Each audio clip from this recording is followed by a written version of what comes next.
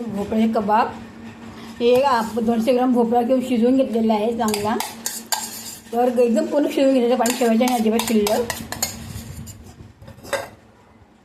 2 लिंबाच्या पाण्यामध्ये रसामध्ये भिजवून तो तसंच पाण्याने शिजवायचा. आपल्या हा भोपळ्याचा गर पूर्ण काढून घ्यायचा, पूर्ण गर करायचा आहे.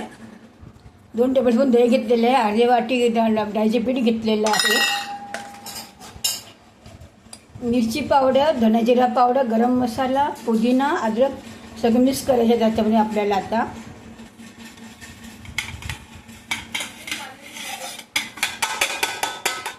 एक मिनिट चवीचं मीठ घालायचं आहे.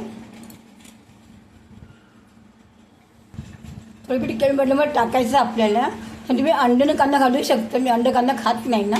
कांदा बारीक करून घ्यायचा आणि अंडे घ्यायचे याच्यामध्ये. चांगलं मिक्स करून घ्यायचं आपल्याला एक जो होईपर्यंत. असं रवा घालूया, एकदम छान होतील, म्हणजे कुरकुर होतील ना. रवा घालून मिक्स केलेलं आहे. तर आपण हे तळायला घ्यायचे.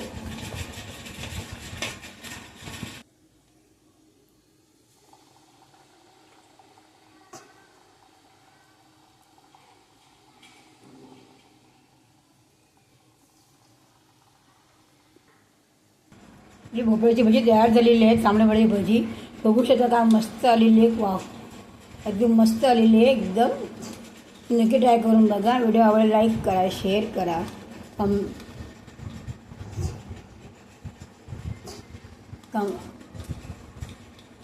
लाईक करा, सबस्क्राईब करा.